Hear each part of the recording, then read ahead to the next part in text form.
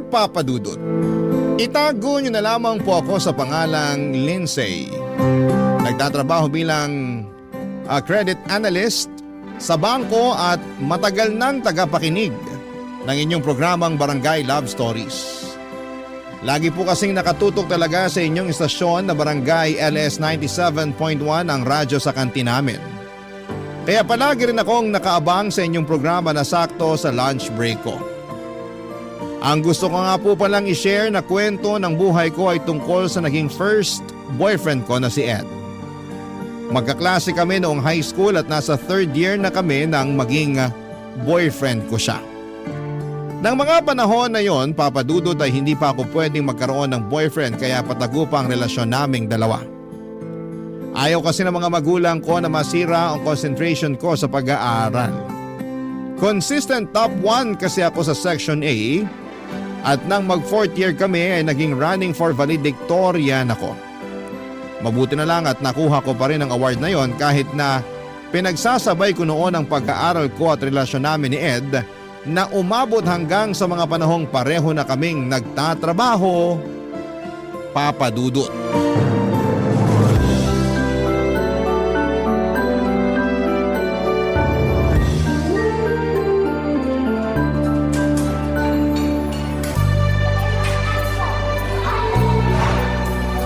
Beb, eto na yung pagkain natin.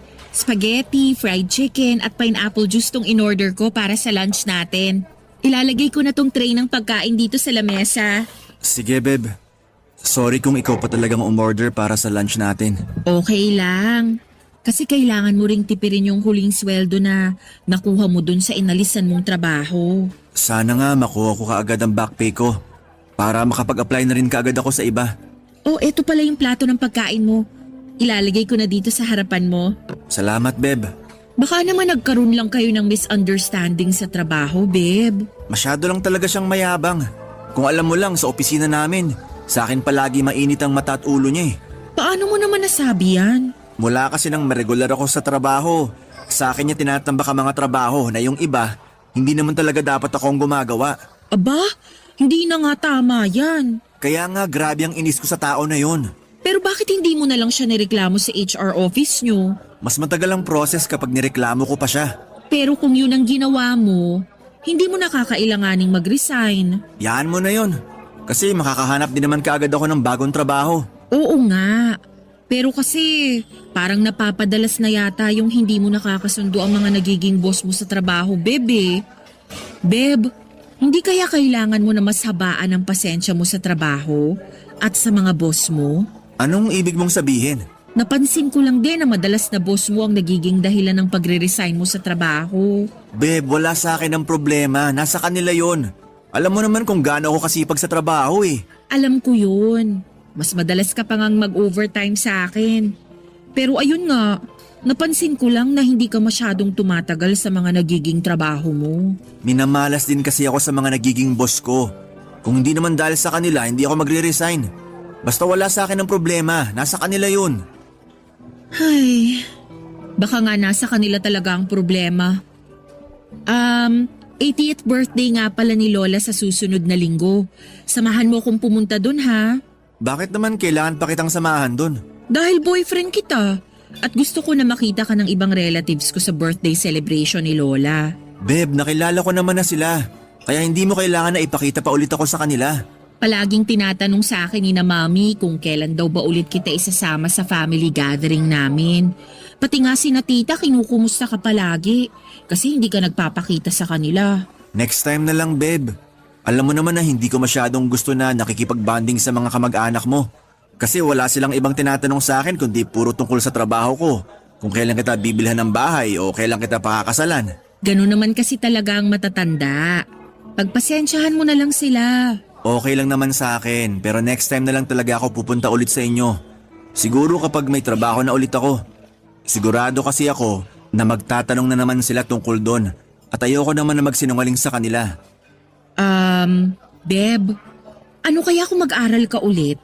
Mag-aral? Oo, ipagpatuloy mo yung college mo hanggang sa makatapos ka. Bakit ko naman kailangan na gawin pa yon? Dahil kapag nakapagtapos ka ng college mo, mas marami kang job opportunity na pwedeng makita. Sige, pag-iisipan ko yan. Pero mukhang malabo kasi mahihirapan lang ako sa mga gastusin. Huwag ka mag-alala kasi sa oras na magdesisyon kang bumalik sa college, tutulungan kita sa lahat ng gastusin mo, Beb. Papadudot, mahigpit talaga ang mga magulang ko pagdating sa pag-aaral ko noon. Sobrang tutok sila sa akin lalo na ang mami ko na nagtatrabaho bilang principal sa ibang school. Bunso kasi ako sa magkakapatid tapos yung 3 kapatid ko lahat sila ay successful sa career. At ayaw nila na pumalpak pagdating sa bunsong anak nila. Kaya lahat ng pressure ay nasa akin din noon, Papadudot. Magkabaliktad naman kami ni Ed pagdating sa pag-aaral. Kung anong sipag at tiyaga ko, ayun namang tamad niya na aralin ang halos lahat ng subject namin noong nasa high school pa kami. Kaya medyo bumaba rin ang grades ko noong nagsisimula pa lang ang relasyon namin. Palagi ko rin siyang tinutulungan sa pag-review at mga school project namin hanggang sa makagraduate kami. Magte-3rd year na siya sa college nang tumigil siya sa pag-aaral dahil na-stroke ang papa niya. Nagtrabaho na lamang siya noon pero 1 taon nang lumipas ay pumanaw din ang papa niya. Nang makagraduate naman ako ng college, kaagad ako nakahanap ng magandang trabaho samantalang si Ed ay nakailang palit naman ng trabaho. At 2 lang madalas ang dahilan noon. Nag-resign siya dahil nakaaway niya ang boss niya o hindi na-renew ang kontrata niya. Noong 3 taon na akong nagtatrabaho, wala akong mabigat na responsibilidad o gastusin sa bahay. Kaya naman naisipan ko na tulungan si Ed sa pag-aaral niya. At sa huli ay tinanggap niya rin ang tulong na inaalok ko para makapag-aral ulit siya sa college, Papadudot.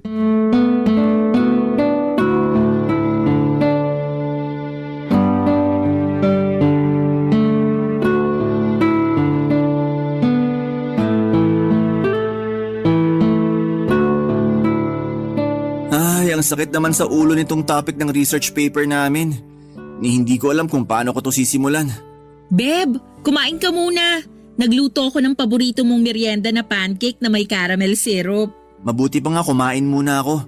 Kasi sobrang sakit na ng ulo ko sa ginagawa ko na to. O eto na ang platito ng pancake para sa'yo.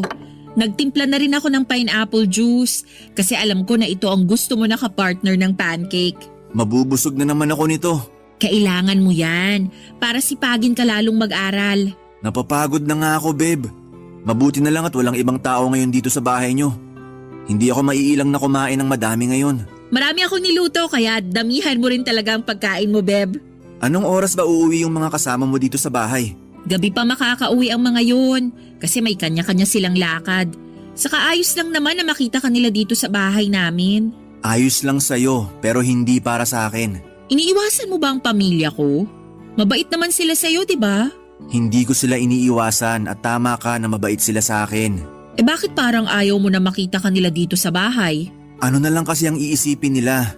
Na tinutulungan mo na nga ako sa mga gastusin sa pag-aral ko tapos nakikikain pa ako dito sa inyo. Beb, hindi naman nila alam na tumutulong ako pagdating sa tuition fee mo. Talaga? Hindi mo sinabi sa kanila na ikaw ang nagbabayad ng tuition fee ko? Oo, ang alam nila. Working student ka. Super na-amaze nga sila sa'yo kasi napagsasabay mo raw ang pagtatrabaho at pag-aaral. Nako, dapat hindi sila ma-amaze sa akin. Anong ibig mong sabihin? Hindi naman kasi totoo na napagsasabay ko yung pag-aaral at pagtatrabaho. Kasi ikaw yung totoong nagtatrabaho para sa tuition fee ko. Babe, yun lang naman ang sinasagot ko sa pag-aaral mo. Sa katotoo naman na working student ka. Nagtatrabaho ka pa rin para sa allowance at iba pang gastusin na kailangan mo. Thank you, Beba. Alam ko naman na hindi talaga madali yung ginagawa mong pagbabudget para lang mabigyan ako ng pang-tuition ko.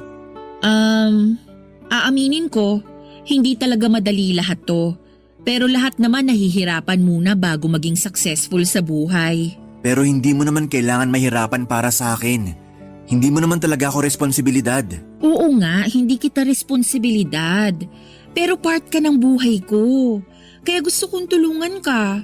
Kasi naniniwala ako na magiging part din ako ng success mo sa future. Siyempre naman.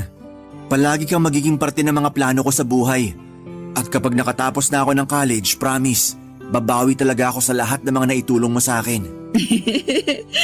Huwag mo munang isipin yung pagbawi-bawi na yan. Mag-focus muna tayo sa kung ano ang dapat nating unahin na asikasuhin sa ngayon.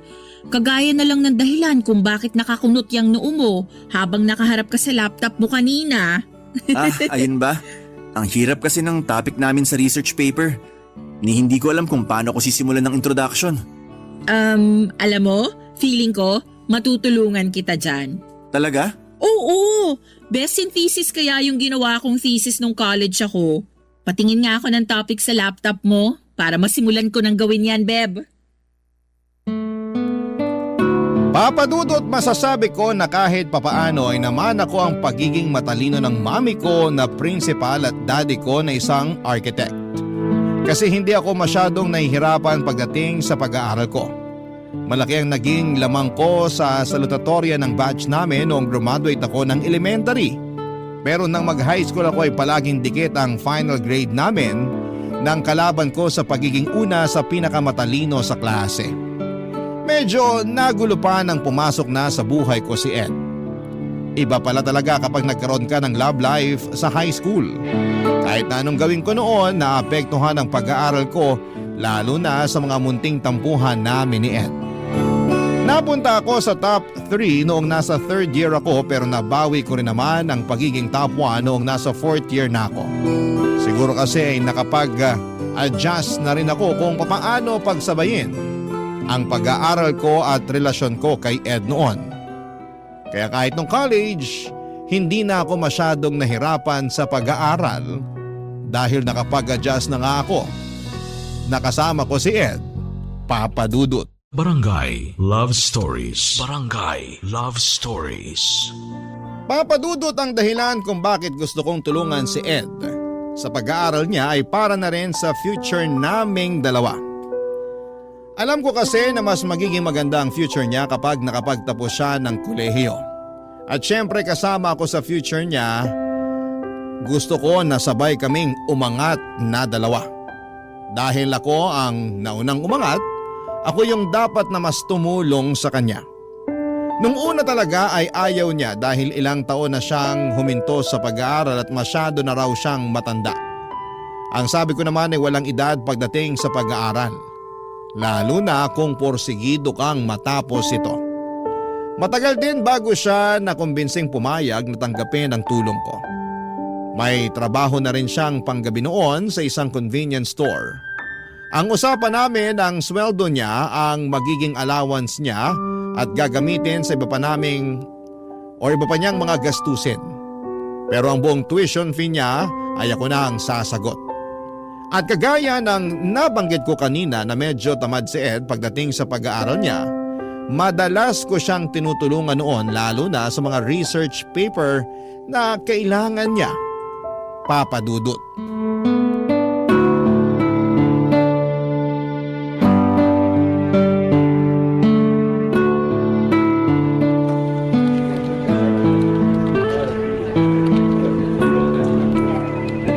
Wednesday! Ba't nandito ka pa sa office? May tinatapos pa kasi ako na trabaho dito.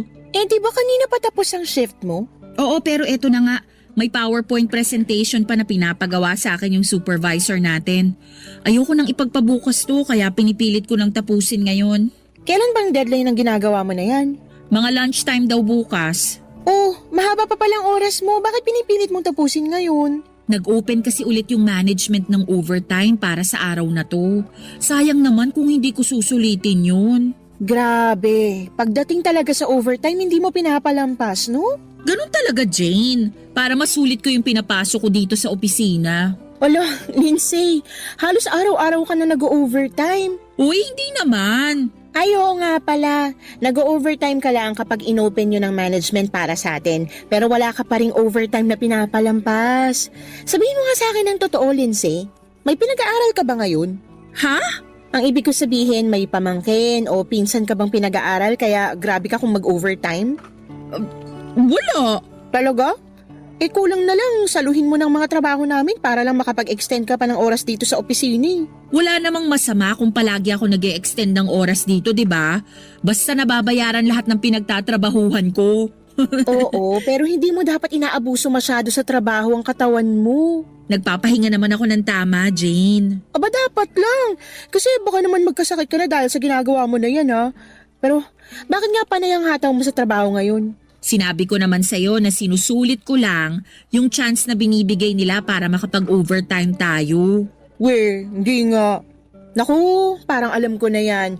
May hinahabol kang promotion no? Wala no. Saka kaka-promote ko lang 4 months ago. Ayun na nga, kakapromote mo lang kaya hindi mo na kailangang magpakitang gilas sa kanila dito sa opisina natin. Hindi rin ako nagpapakitang gilas. Uy, sige na nga. Sasabihin ko na yung totoo. Ayan, sige. Yan talagang hinihintay ko eh. Ang totoo, may gusto kasi akong bili na bagong cellphone. May kamahalan kaya pinag-iipunan ko talaga. May credit card ka naman diba? Oo nga pero max out na yung credit limit ko. Magkano ba yan? Medyo mahal. Kasi bagong labas lang din yung cellphone sa mall. Gusto ko kasi talaga yung design saka yung specs ng phone na yun. Baka naman pasok pa yan sa credit limit ko. Gusto mo makiswipe muna sa akin tapos hulug-hulugan mo na lang? Ay naku, hindi na. Malapit ko naman ang makumpleto yung ipon ko para doon. Sigurado ka? Oo, konti na lang naman ang kulang doon sa ipon ko. Hindi naman kita agad sisingilin kung sakaling makiswipe ka sa credit card ko, no? Alam ko naman yun. Ayoko lang din madagdagan pa yung binabayaran ko kada sweldo natin. Kaya mas okay na sa akin na pag-ipunan muna ang pambili ko sa bagay na gusto ko kaysa utangin ko pa sa iba. Hindi ka naman mangungutang sa akin eh. Makikiswipe ka lang sa credit card ko. Ganun din yun. Kailangan ko ring hulugan hanggang mabayaran ko yun sa'yo. At yan din talaga ang iniiwasan ko na mangyari. Yung marami akong hinuhulugan hanggang sa hindi ko napapansin. Wala na palang natitira sa akin. Ayan tayo eh. Tapos magkakasakit ka ng dahil lang sa isang cellphone. Hindi mangyayari yan.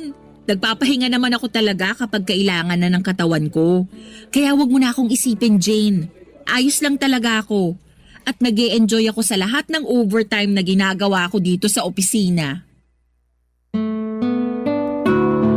Papadudod sa unang semester ni Ed bilang irregular student sa third year college ay hindi ganon kabigat ang naging gastusin ko.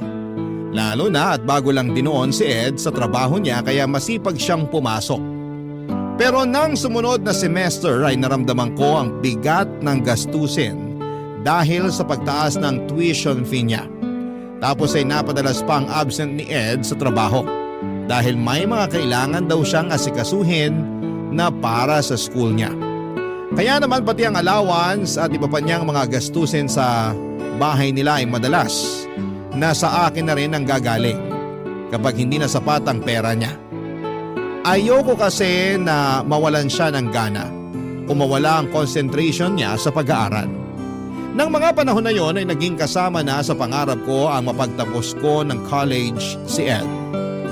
Oo, nahihirapan ako pero hindi ko siya susukuan. Ganon naman kapag mahal mo ang isang tao, hindi ba?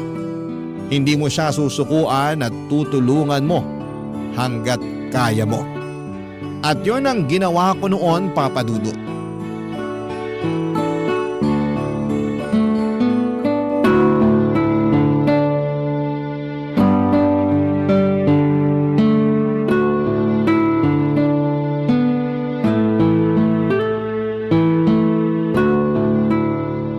Paano ko ba i-explain ang part na to ng research paper ni Ed? Kailangan ko yata maglagay ng mga sample para maging mas malinaw ang explanation ko. Beb, tapos ka na ba sa ginagawa mo dyan sa research paper ko? Hindi pa nga, bebe. Hindi ko pa rin nagagawa yung pinaka-conclusion saka yung explanation sa isang part dito ng topic nyo. Mamaya mo na lang siguro ituloy yan. Magpahinga ka muna. Eto, may dala akong banana Q na binili dyan sa labas ng bahay namin. Ayan, salamat! Baka kailangan ko na rin talaga na kumain ng matamis para mas makapag-isip ako ng maayos mamaya. Alam ko naman na kaya mong tapusin yung research paper ko. Tsaka sa susunod na araw pa naman ang deadline yan kaya mahaba pang oras mo para gawin yan. Medyo nahihirapan nga ako kasi kakaiba ang topic ninyo ngayon. Kayang-kaya mo yan, Beb. Palagi kayang matataas ang grades ko dahil sa mga research paper na ginagawa mo para sa akin.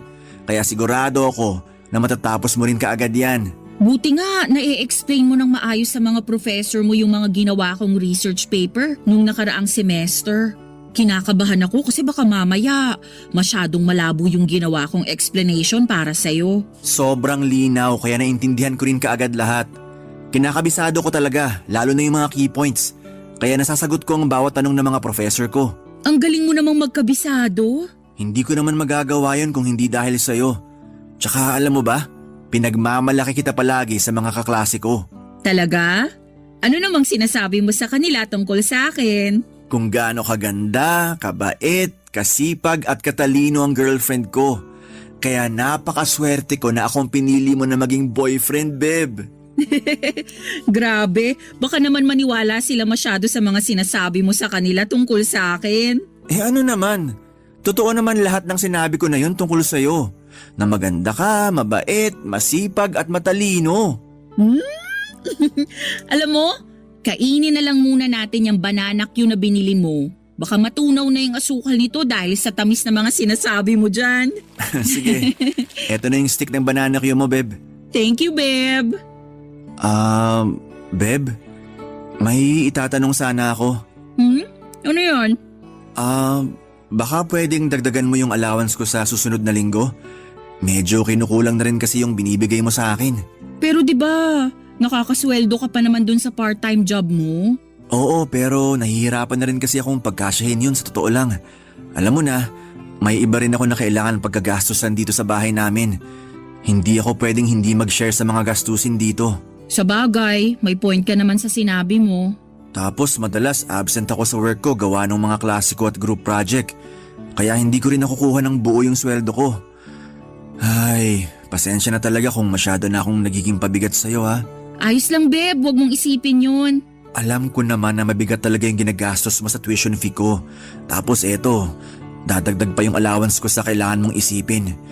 Sobrang nahihiya na talaga ako sa'yo. Kung may iba lang na pwedeng tumulong sa akin. Kaya nga nandito ako para tulungan ka, babe. Kaya wag mo nang isipin yon. Ako nang bahala para sa'yo. Papadudot nahihirapan na rin talaga ako sa lahat ng ginagawa ko para kay Ed. Lalo na noong pati allowance niya ay ako na rin ang nagbibigay. Yun yata ang unang pagkakataon na grabe ang overtime ko sa pagtatrabaho. Napansin na nga yun ni Jane at madalas akong binibiro na parang may anak na ako. At kung kumayod sa pagtatrabaho ay parang pamilyado. Sinasabi ko na lamang palagi na may pinag-iipunan kasi ako at may gusto akong bilhin na bagay. Sobra din ang pagtitipid ko noon sa sarili ko lalo na kapag humihingi si Ed ng extra na pera. Hindi ko naman siya pwedeng hindi bigyan kasi wala siyang ibang pwedeng kuhanan ng pera. Mula nang pumanaw ang tatay niya, ang dalawang kapatid lang niya ang kasama niya sa bahay. Wala na rin kasi siyang nanay at hindi suportado ng mga kapatid niya ang pag-aaral niya. Ako lang ang pwede niyang asahan noon. At nangako ako sa sarili ko na hindi ako mapapagod. Na maging dahilan ng pag-angat ng lalaking pinakamamahal ko, Papa Dudut. Barangay Love Stories. Barangay Love Stories. Papadudot, pakiramdam ko ay bigla akong nagkaroon ng anak sa laki ng responsibilidad ko mula nang tulungan ko si Ed na makabalik sa pag-aaral niya. Doon ko mas na-appreciate yung ginawang pagpapaaral sa akin ng mga magulang ko. Grabe pala talaga yung gastos. At pagod sa ganong sitwasyon tapos ay nadadagdagan pa yon yung pagod na yon sa tuwing nagpapatulong si Ed sa mga research o report paper niya. Pakiramdam ko rin talaga ay para akong bumalik sa college dahil sa paggawa ko ng mga kailangan ni Ed sa klase niya. Para kong pinag-aaral ang sarili ko dahil ako ang gumagawa ng halos karamihan sa mga kailangan niya para ipasa. Ang sabi kasi ni Ed, hirap talaga siyang intindihin ang mga topic nila sa major subject. Kahit na anong aral o basa raw ang gawin niya, hindi raw yon pumapasok sa utak niya. May mga oras din na tatawagan niya pa ako sa trabaho para lamang mag-follow up ng research paper na pinapagawa niya. At may ilang beses pa na yung research paper na yon ay para sa grupo niya. Isang group sila na dapat gumagawa noon pero dahil alam ni Ed na matalino ako at kaya kong gawin yon ay pinapaubaya niya sa akin ang bagay na yon. Palagi naman silang nakakapasa dahil sa ginagawa kong effort. At sapat na yon noon para kahit papaano ay mabawasan ang pagod na nararamdaman ko.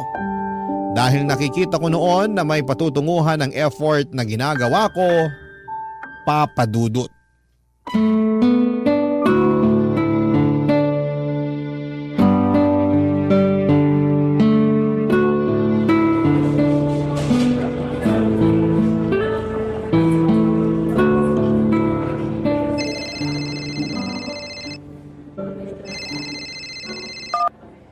Oh Beb, napatawag ka. Busy ka ba? Hindi naman, kasi naka-lunch break ako ngayon. Magsisimula pa lang akong kumain dito sa kantin. Ayan, sakto palang tawag ko. Oo Beb. Bakit nga napatawag ka? Wala ka na bang klase ngayon? Mamaya pa ulit 2 p.m. ang susunod na klase ko. Itatanong ko lang sana kung okay na ba yung nirevise mo na research paper namin ng mga kagrupo ko. Hala, oo nga pala. Kailan mo nga sinend yun sa email ko, Beb? Kahapon pa. Hindi mo pa rin ba yun na-check hanggang ngayon? Pasensya na, Beb. Nag-overtime kasi ako kahapon kaya late na rin ako nakauwi. Pero sige, aasikasuhin ko kaagad pagkatapos ng trabaho ko mamaya. Sigurado naman na matatapos mo yung revision mamaya, no? Pipilitin ko kasi hindi ko pa rin talaga nababasa yung sinend mo sa email ko. Sige, sana naman matapos mo na yan mamayang gabi. Tapos bigyan mo na rin kami ng mga key point na kailangan naming aralin o tandaan para hindi kami mahirapan na sagutin yung mga ibabatong tanong sa amin ng professor namin. Sige, ako nang bahala dun. Tatawagan ka agad kita kapag natapos ko na mamaya. Thank you, Beb. Kakain na rin muna ako kasi mamaya pa naman yung susunod na klase namin eh. Bye! Bye, Beb! Ay, Uy, Lindsay, tapos ka na mag-lunch? hindi pa. Medyo kasi simula ko pa lang din kumain dito. Buti naman kasi akala ko wala na ako makakasabay na mag-lunch eh. Pa-share na ako dito sa table mo ah. Ano pala yung pagkain mo? Bumili lang ako ng pork adobo at saka half rice. Nax, diet ang friend ko.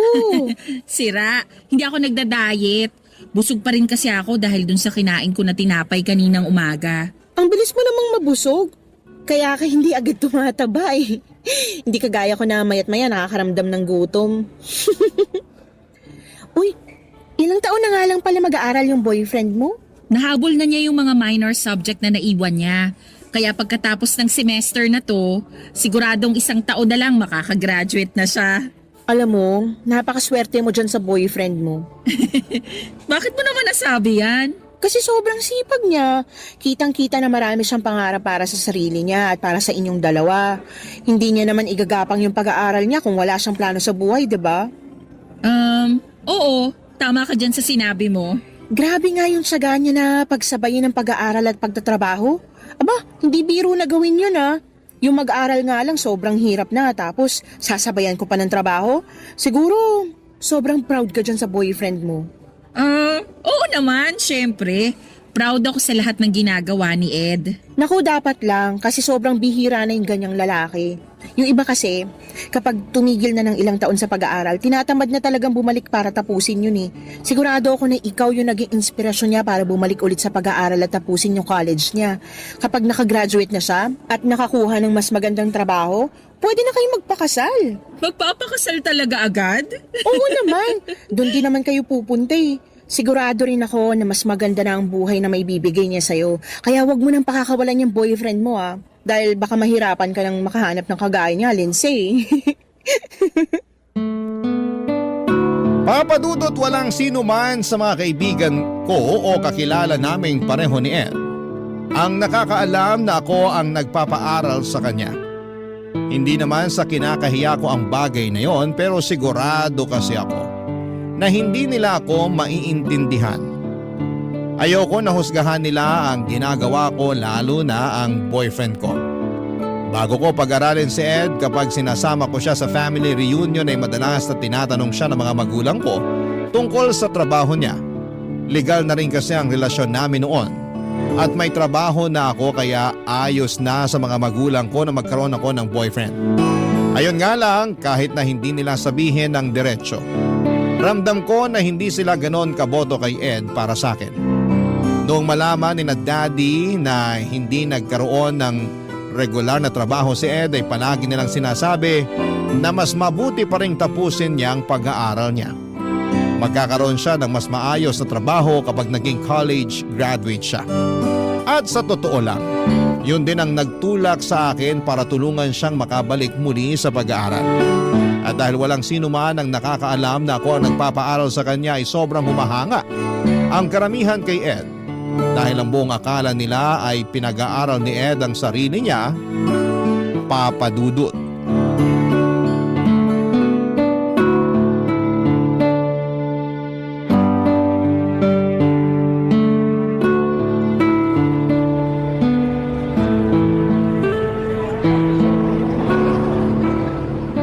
Ay, ang init naman ng panahon ngayon.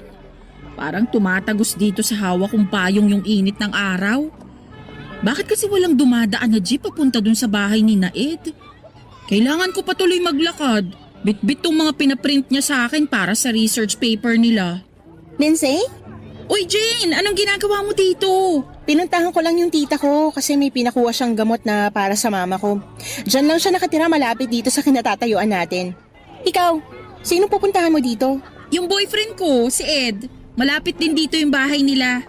Teka, parang nakita ko nga siya kanina. Pamilyar na kasi mukha niya sa akin kasi palagi mo siyang pinopost sa Facebook mo. Talaga? Baka hindi siya yon kasi kanina niya pa hindi sinasagot ang tawag ko. Mukhang tulog pa siya hanggang ngayon. Yung gate ba ng bahay ni Ed, color green? Oo, Tapos may mga paso ng halaman sa may harapan ng gate nila? oo, tama ka. Kung ganun, bahay nga niya yung nakita ko at si Ed nga yung nakita ko na may kausap na babae kanina. Teka, babae? Anong babaeng tinutukoy mo? Sinong babae yun? Hindi ko kilala yung babae pero nakasuot siya ng uniform. Kung di ako nagkakamali, college student siya sa university na malapit lang din dito. Tapos bago umalis yung babae, nakita ko pa na... Nakita mo pa na ano, Jane? Lindsay, sorry pero mabuti pa kausapin mo na lang din mamaya si Ed tungkol sa babaeng kasama niya kanina. Ano ba talagang nakita mo? Nakita ko na hinalikan ni Ed sa labi yung babae bago umalis eh. Lindsay, kailangan ko na rin umalis. See you na lang bukas sa office ha. Bye!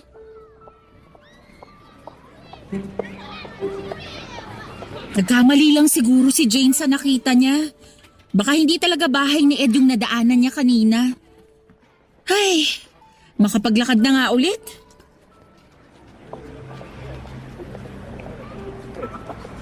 Teka, si Ed yung nakatayo sa may labas ng bahay nila ah. Hawak niya pa yung cellphone niya na parang may kausap siya. Samantalang hindi niya sinasagot ang mga tawag ko kanina. Ay, lapitan ko na nga yung gate ng bahay nila.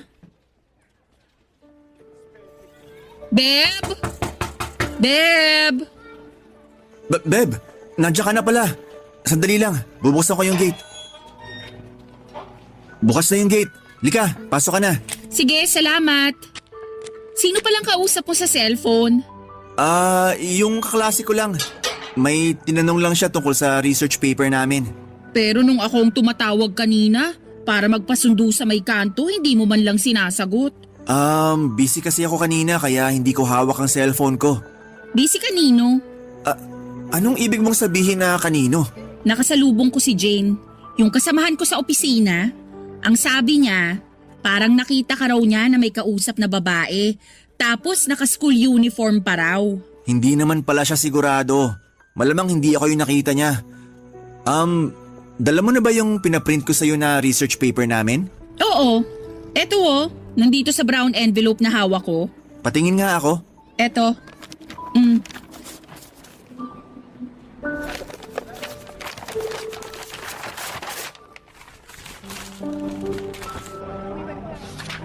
Beb, Nasaan yung key points na kailangan naming aralin para sa research paper na to?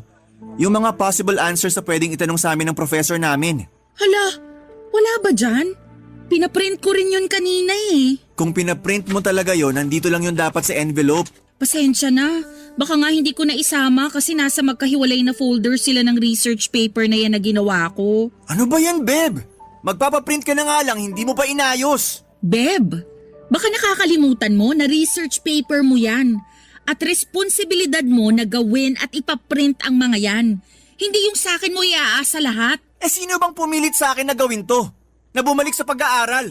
Na magpakahirap na intindihin lahat ng kailangan intindihin sa buwisit na college na to? Ed, hindi naman para sa akin to eh. Ikaw lang ang iniisip ko kaya pinilit kitang bumalik at tapusin ang college mo. Ang sabihin mo, kinakahiya mo lang ako sa pamilya mo kaya gusto mo na mag-aral ako ulit. Hindi totoo yan. Nagre-ring ang cellphone mo sa bulsa mo. Naririnig ko. Hindi naman importante itong tumatawag kaya hindi ko na kailangan sagutin. Paano mo nalaman kung hindi mo man lang chinek kung sino yung tumatawag na yan? Basta alam ko. Patingin nga ako kung sino yung tumatawag sa'yo. Lindsay, ano ba? Ba't kinukuha mo ang cellphone sa bulsa ko? Dahil gusto kong makita kung sino yung tumatawag sa'yo. Tigilan mo na nga yung ginagawa mo. Lindsay! Baby ko? Sino tong tumatawag-tawag sa'yo na baby ko? At talagang nakasave sa phone mo na ganito ha? Ang lakas naman ang loob mong mag-save ng ganitong tawagan nyo? Porke hindi ko chinecheck ang cellphone mo? Ano? Bakit hindi ka magsalita? Babae mo ba? Ha?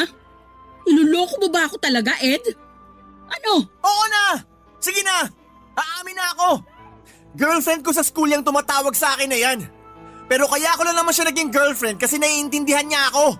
Mas naiintindihan niyang nararamdaman ko kesa sa'yo. Hindi kagaya mo na walang ibang ginawa kundi kontrolin ang buhay ko. Pagkatapos ng lahat ng ginawa ko para sa'yo, ito pa talagang igaganti mo sa akin? Pagkatapos ng lahat ng pagod at sakripisyo ko sa'yo, lolokohin mo pa talaga ako? Hindi naman kita pinilit na ibigay sa akin lahat ng bagay na yon, Lindsay. Hindi ko sinabi na pag-aralin at gastusan mo ko. Lahat ng yon kusa mong binigay sa akin. Kaya wag na wag mo akong susumbatan. Kasi kahit anong sabihin mo, alam ko naman na makikinabang ka rin sa akin sa oras na makapagtapos ako ng pag-aaral ko.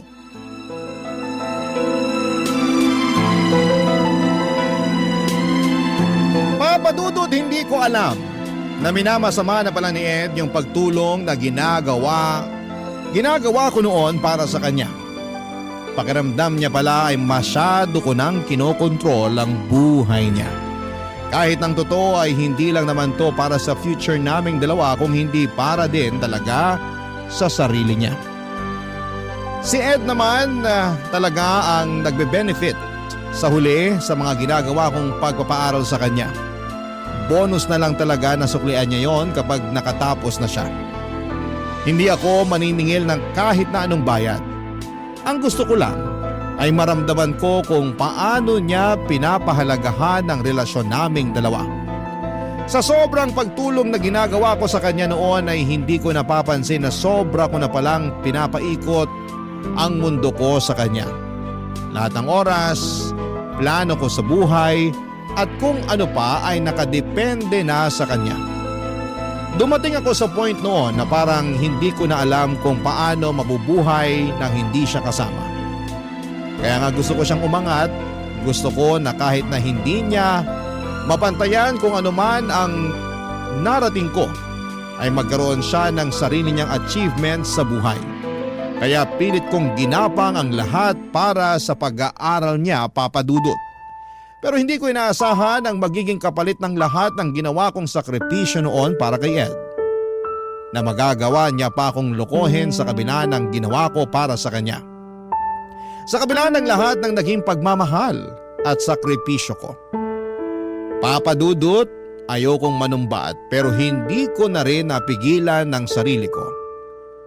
Ang gagawin niya na lang kasi para sa akin ay ayusin ang pag-aaral niya at maging tapat sa relasyon naming dalawa, ayun na lang pero hindi pa niya ginawa. Nang araw na yon ay tinapos ko na rin ang relasyon naming dalawa ni Ed. Hindi ko na kayang tiisin lahat ng ginagawa niya sa akin. Masyado nang naubos ang pasensya ko. Sinubukan niya pang ayusin ang relasyon namin pero hindi na ako nagbigay pa ng isang pagkakataon sa kanya. Sapat na yung ilang taon na pagtitiis at pagsasakripisyo ko para sa kanya. Ngayon, ilang taon na rin na wala akong karelasyon pero masasabi ko, Papa Dudut, na masaya ako.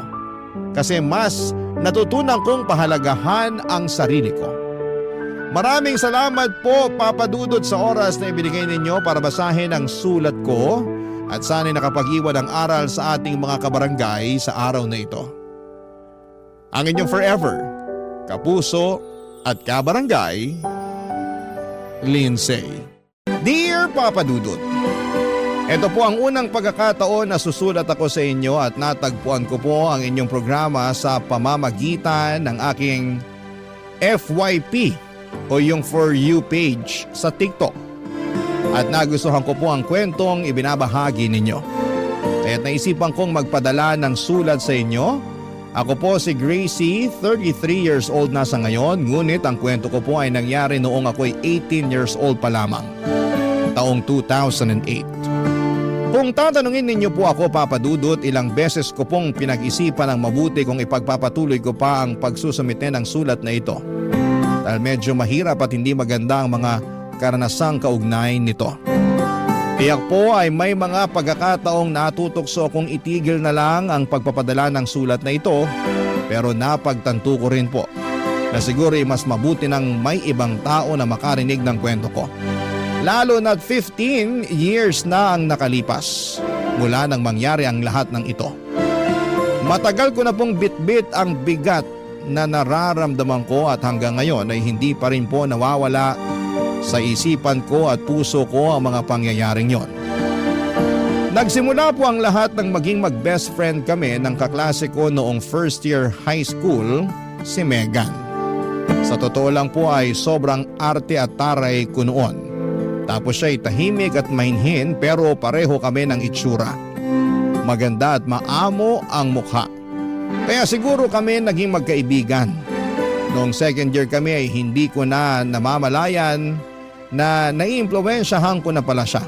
Hindi na siya ganong kainhin at natutunan na niyang ipahayag ang nararamdaman. Yun nga lang minsan ang mga sinasabi namin ay medyo nakakasakit na sa ibang tao. To the point na nagiging bully na kaming pareho. Nagtuloy-tuloy po ito hanggang sa nakatungtong na kami sa college. Nakakayamang aminin pero hindi ko na po mababago ang mga nangyari. Meron po kaming isang kaklase ni Mega noong first year college kami na palagi naming tinutokso, si Jenny. Tinutokso po namin siya dahil hindi pasok sa beauty standards ng karamihan ang kanyang itsura.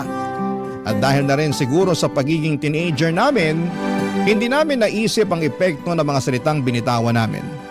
Sa totoo lang ay wala kaming pake kung nasasaktan siya at sa mga panahong yun ay parang laro lang sa amin ang lahat. Kung maibabalik ko lang po ang panahon, Papa Dudut, hindi ko po gagawin ang mga ginawa ko. Hindi ko po hahayaang makaranas siya ng ganong klase ng pang-aapi. At sana'y napagtanto ko na noon pa lamang kung gaano kasakit ang tinutokso at binabaliwala ng iba. Pero gaya nga ng sinabi ko po ay hindi ko na mababago ang nakaraan. Ang tanging magagawa ko na lamang po ay tanggapin ito at magsikap na matuto mula sa mga pagkakamali ko noon, Papa Dudut.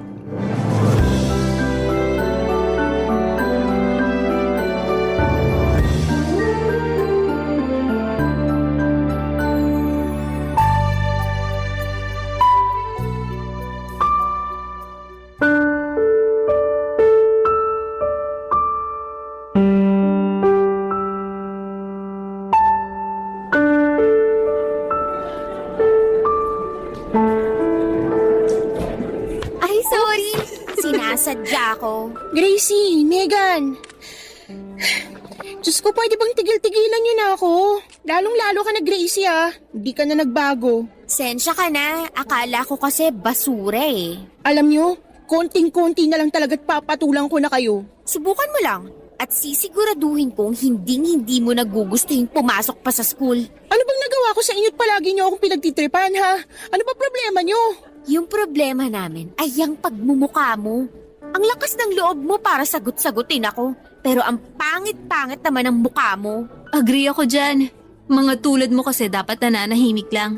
Tama, pangit na nga ang mukha mo. Tas pangit pa ang pag-uugali mo. Saan ka nalang pupulutin yan?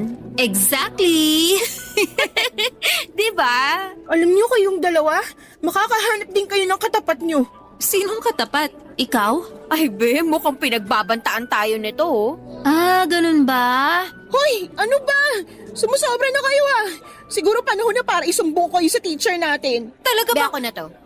Jenny, kung ako sa'yo, pag-iisipan ko ng mabuti ang binabalak mong pagsusumbong sa amin. Dahil pag ginawa mo yan, sisiguraduhin ko na araw-araw, uuwi ka na punit-punit yung mga libro at notebook mo. Gracie, please wag. Pinaghirapan ng mga magulang kong ginamit na pambili sa mga libro ko. Marunong ka naman pala magpakumbabae. Tama yan, dapat ganyan. Magkakasundo tayo kung ganyan ka palagi. Gracie, ba't di natin subukan ng loyalty ng babaeng to? Ay, alam ko na. May home reading report ako sa English at hindi ko pa nasisimulan yung homework ko sa math. Jenny, ikaw na kaya gumawa nun? Pwede mo naman akong tulungan, di ba? Ano? Pero bukas ng deadline nun, Hindi pa nga ako tapos sa home reading report at assignment, Ay be, pumapalag. Hoy Jenny, gagawin mo yung inuutos ko sa'yo o pagsisisihan mo na dito ka pa nag-enroll? Siguro oras na nga para isumbong ko kayo sa principal. Sige, gawin mo. Pero siguraduhin mo lang na may dala kang bala sa gera na to. Kasi kapag ginawa mo yan, pinapangako ko sa'yo na mawawala yung scholarship mo. Anong ibig mo sabihin? Babalik na rin ko ang kwento. Ipapalabas ko sa lahat na ako tong binubuli mo ng pailalim. Tas magsisilbi si Megan as witness. 2 laban sa isa, Jenny. So, sigurado ka bang kakayanin mo? Itong scholarship na nga lang ang inaasahan ng pamilya ko, Pwes, kung ganon, eto. May reporting nga pala ako sa science bukas. Isulat mo na lang lahat sa Manila paper yung nasa page 6 ng notebook ko. Ay, very good ka dyan, be. I know, right? Mabuti na lang at nandito si Jenny. Napaka-useful talaga kahit kailan. Sige na, gagawin ko na lahat ng pinapagawa niyo. Basta wag niyo lang akong guluhin. Good girl. Arf, arf! Be, halika na nga. Kailangan pa natin pagplanuhan ng mabuti yung upcoming party mo. Ay, oo nga pala. Pag-uusapan pa natin yung ito-play nating music para sa party ko. Jenny, gusto mo ba makijoin? Too bad, girl. No pets allowed kasi sa bago kong apartment Huy, be, wag kang ganyan. Kung tutuusin, mas cute pa nga ang aso kumpara sa pagmumukha ng babaeng yan Ay nako, let's go. Kakarmahin din kayo balang araw. Hoy, witch! May sinasabi ka? Bruha ka ng taon, narinig kita. Pero since ikaw yung gagawa ng mga project ko, fine. Palalampasin ko na muna yon. Pero itong tatandaan mo. Kung may sasabihin kang masama o pangit tungkol sa amin ni Megan, siguraduhin mo lang na hindi na namin maririnig yan sa susunod. Kung ayaw mong lagyan ko ng chewing gum yung buhok mo at super glue yung upuan mo. Halika na nga, Megan. Noong mga panahong yon ay hindi ko talaga nakikita kung gaano ko na pala nasasaktan ng ibang tao sa mga ginagawa ko, Papa Dudut. Sa mga oras na yon ay pakiramdam ko ay may kontrol ako sa lahat ng nangyayari sa paligid ko. Tuwing may napapasunod akong tao sa mga gusto ko ay parang ang taas ng tingin ko sa sarili ko. Pakiramdam ko ang lakas ko at parang napaka-powerful ko kasi kaya kong gawin ang lahat ng gusto ko at makuha ang lahat ng gusto ko. Para bang tuwing magagawa ko yung mga bagay na gusto ko ay feeling ko mas mataas ako kesa sa kanila.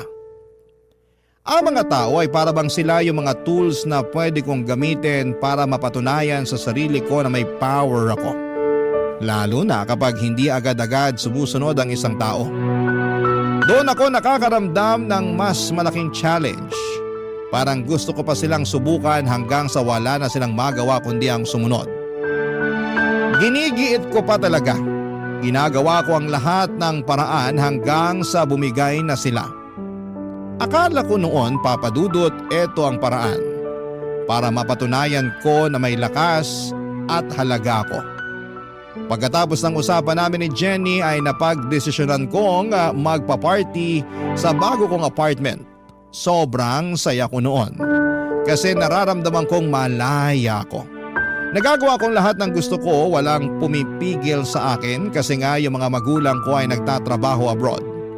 Kaya't ako lang ang namamahala sa bahay. Pinapadalhan lamang nila ako ng pera para sa allowance sa tuition ko. Kaya parang wala na akong iniintindi kundi ang mag-enjoy at mag-party. Ang feeling ko noon ay walang makakapigil sa akin at ang saya-saya ko na walang restrictions. Kaya naman todo enjoy ako at feeling ko ay parang ang saya ng buhay ko. Sobrang excited ko noong gabing yon kasi halos 20 kaibigan ko ang in-invite ko. At syempre kasama doon si Megan, yung pinaka-close kong kaibigan. Nagpa-games ako, nagpainom at halos lahat kami ay super saya, papadudot. Walang tigil ang tawanan at kwentuhan. Ang ingay namin sa apartment pero parang okay lang dahil lahat kami doon ay parang walang pakialam sa mundo. Walang iniintindi kundi ang mag-enjoy at magsaya sa gabing yon. Ang saya ng atmosphere kasi feeling ko ay nasa tuktok ng mundo ako. Parang walang makakatalo sa saya namin. Pero ang hindi ko alam habang nag-e-enjoy ako sa gabing yon ay doon pala magsisimula ang isang pangyayari na magpapabago sa buong buhay ko.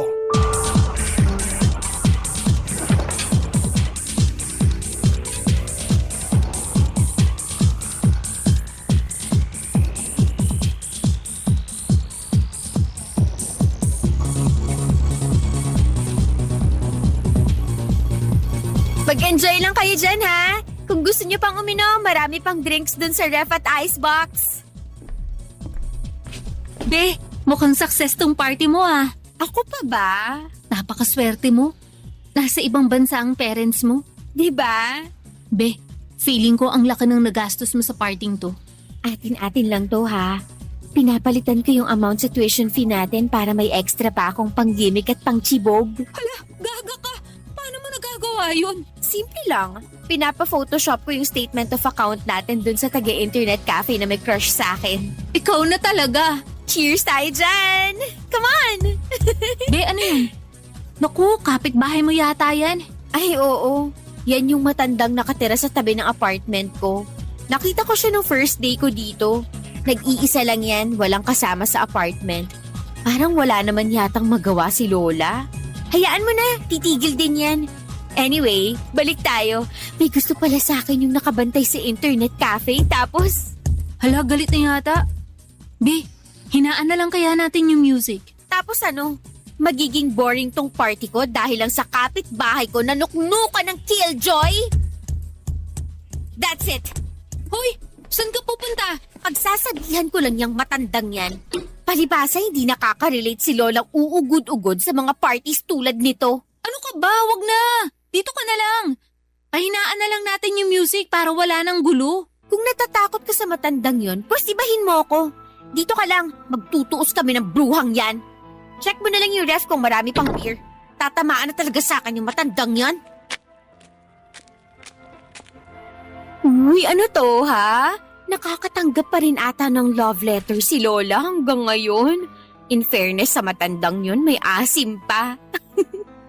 Mabuksan na. From blah blah blah. Contact number. Ay, alam ko na. Huli ka, Balbon.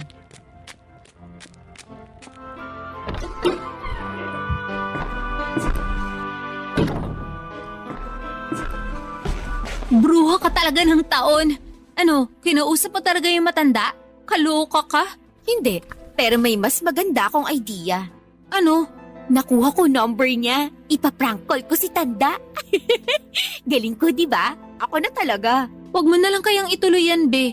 Sayang lang sa load yan. Ano ka ba? Naka-postpaid ako, no? Tsaka isa pa, sina mommy rin naman ang nagbabayad sa line ko, kaya don't you worry. Bahala ka na nga dyan. Shh! Eto na. Hello? Hi! Si Melissa po ito. Customer service po kami ng isang matchmaking website. Natanggap po namin ang pinadala niyong email. And we are glad to inform you po na may nakita kami na kamatch mo. Huy! Shh! Paniwalang paniwala siya. Ang matchmaking service po ay isang service na tumutulong sa mga tao para maghanap ng romantic relationships o hindi kaya marriage partners. At base po sa pinadala sa amin na description nyo, may nakuha po kaming perfect match just for you. Babe, balik na lang tayo sa sala. Uminom na lang tayo. Nawawala na amats ko eh. Huwag kang maingay, be. Sandali na lang to. Puro ka talaga kalokohan. Ano po yon? Hindi po kayong nagpadala ng information nyo sa amin? Baka naman po kamag-anak o hindi kaya apo nyo ang nagpadala ng info nyo sa amin. Hindi kayo interesado? Sayang naman po kasi may nakita po kaming match nyo dito. Puti ang buhok, malaki ang tiyan, uugod-ugod with a little touch of ulyanin, and most importantly, konti na lang ang natitirang oras sa mundong ito. Be, palampasin mo na nga yung matandang yan. Wala naman tayong mapapala dyan eh. Alam nyo na kung sino ang tumatawag sa inyo? Pwes mabuti naman at na-figure out mo na rin sa wakas. Hoy, matandang uugod-ugod na naging first pet ang dinosaur. Ang kapal naman ata ng pagmumukha mo para tawagin akong Bratinela. Subukan mo lang talaga na hampasin ulit tong pader at talagang ikakalat ko tong number mo sa mga naghahanap ng textmate. Diyan ka na nga! Ay, na-stress ako sa matandang yun Halika na nga, let's drink some more! Noong gabing yon, akala ko ay susugurin ako ng matanda sa apartment ko, Papa Dudut. Pero pagkatapos ng phone call na yon ay bigla na lang tumigil yung mga kalampag sa pader. Kaya naman tuluyan ko nang na-enjoy ang party ko. Hinding-hindi ko makakalimutan yon kasi sobrang sakit ng ulo ko kinabukasan dahil sa hangover. Pero ang nakakagulat ay hindi ko na nakikita ang matanda, Papa Dudut. Kadalasan kasi nakikita ko pa siyang dinidiligan ng mga halaman niya o nagwawalis sa harapan ng pintuan niya. Pero ngayon ay wala na. Pati mga halaman niya ay unti-unti nang namamatay. Hanggang sa isang araw ay may mga lalaki ako nakita na pumasok sa apartment ng matanda. Karga-karga nila ang matanda na 2 o 3 araw nang patay. Nung tinanong ko yung mga rescuers, ang sabi nila ay namatay siya dahil sa edad. Parang tinamaan ako sa sinabi nila. Hindi ko na alam kung ano ang nararamdaman ko noon pero kinilabutan talaga ako. Hindi ako basta-basta makalapit ng apartment or makalipat ng apartment kasi malaki ang advance and deposit na ibinayad ng mga magulang ko sa apartment na yon. Kaya para makalimutan ang mga nangyari, dinistract ko ang sarili ko. Parati ako nagpapatugtog ng happy music, naka-on-air parati ang TV, lagi ako nakikinig ng Barangay LS at lagi may kausap sa cellphone. Para hindi ko na maalala yung takot na nararamdaman ko. Nawala na nga yung kapitbahay ko. Hanggang isang araw ay naka-receive ako ng text messages. Noong una akala ko ay prank lang mula sa isang walang magawa. Pero yung mga mensahe parang may koneksyon. Mga salitang magpakabait ka na. Hindi maganda yung mga nagawa mo. At may panahon ka pa para magbago. Kinilabutan ako, Papa Dudut. At lalong mas kinikilabutan tuwing binabasa ko yung mga text. Para bang may malamig na hangin na dumadaan sa katawan ko. Na parang nagpatigil sa lahat ng galaw ko. At biglang may kumalabit sa likod ko. Yung pakiramdam na parang may presensya na nakatayo sa likuran ko. Pero paglingon ko ay wala naman akong makita. Yung kilabot na sumanib sa katawan ko ay parang hindi ko matanggal. At tumagos sa buto ko. Barangay Love Stories. Barangay Love Stories. Papa Dudut, hindi po ako yung tipo ng tao na basta-bastang naniniwala sa mga multo. Kinausap ko na si Megan tungkol sa mga disturbing na text messages na natatanggap ko.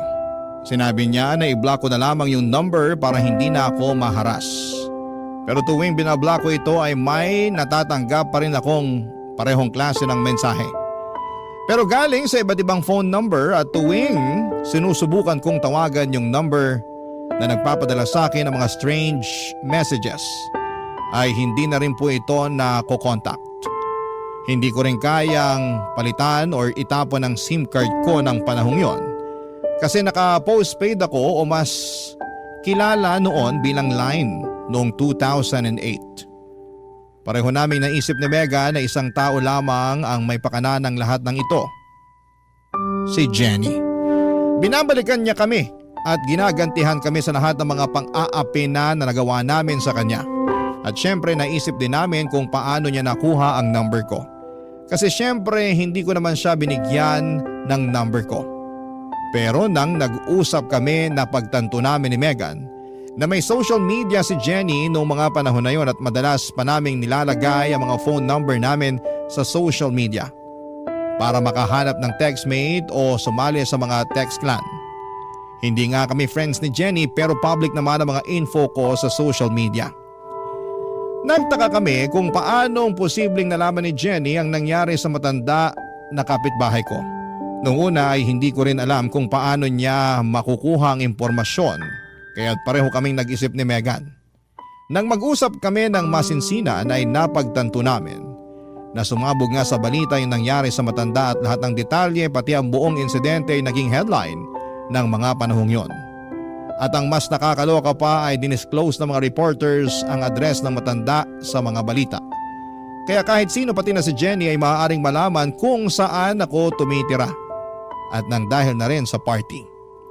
Sobrang pikon ako nang maisip kong si Jenny pala yung posibleng nagte-text sa akin. Ang isang babae na dati hindi ko iniisip na makakahanap ng paraan para balikan ako. Siya pa ang nagiging dahilan ng lahat ng stress at takot na nararamdaman ko. Hindi ko matatanggap papadudot na naisahan ako ng taong binubuli ko. Asar na asar ako sa pag-iisip na wala akong kontrol sa sitwasyon. Yung pag-iisip na pinaglalaruan ako. Kahit si Megan ng mga panahong yon ay nababahala na rin. Kasi baka siya na ang susunod na target ni Jenny. At hindi siya nagkamali papadudot. Kasi mga 2-3 araw lang matapos kong makatanggap ng mga weird na text messages, tinawagan ako ni Megan at sinabi niya sa akin na nakakatanggap na rin siya ng mga mensahe na nagpapahiwatig tungkol sa nangyari sa matanda kong kapitbahay na namatay. Pareho kami ng nararamdaman, takot at pagkabahala. Kasi ang mga mensahe na yon ay mas personal at mas disturbing at malinaw na may koneksyon sa mga nangyari sa buhay namin. Nagpapakita ito ng mga detalye na wala dapat nakakaalam at nagdudulot lang ng higit na takot sa amin. Si Megan na dati ay hindi masyadong bothered ay nagsimula ng mag-alala ng malalim. Akala ko ako lang ang target pero noong malaman ko na siya rin ay nakakatanggap ng mga mensahe ay napagtanto namin na mas malaki ang panganib na kinakaharap namin kesa sa iniisip namin. Kaya hindi na kami nagdalawang isip ni Megan na sugurin at kumprontahin si Jenny, papadudot.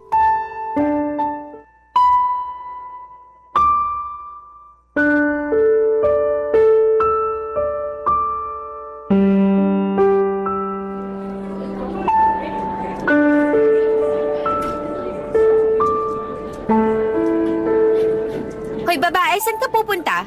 Dito ka lang, may pag-uusapan tayo. Tungkol saan na naman ba to? Huwag kang ang magmaang-maangan. Hindi bagay sa pangit mong pagmumuka. Alam mo kung ano yung tinutukoy namin. Umamin ka na. I swear, wala akong ginagawa at wala akong alam. Yung mga weird text messages na natatanggap namin. Alam kong pakana mong lahat ng yon. Ang kapal na mukha mo. Kung may gusto kang sabihin sa amin, sabihin mo sa amin ng diretso. Hindi yung kung ano-ano pang tinitext mo sa amin. Naaalala mo last week? Nung pabulong mo kaming pinagbantaan na kakarmahin din kami balang araw, ha? Eto na nga ba yung karmang sinasabi mo, ha? Umamin ka na lang, Jenny. Kasi hindi magtatagal, malalaman din namin yung totoo. Babalatan na talaga kita ng buhay babae ka. Nanggigigil ako sa'yo, magsalita ka. No offense pero bakit ko naman kayo pag-aaksayahan ng load? At isa pa, wala akong number nyo. Kaya please lang, tantanan nyo na muna ako. 10 minutes na lang bago matapos ang break ko. Kailangan ko pa mag-CR.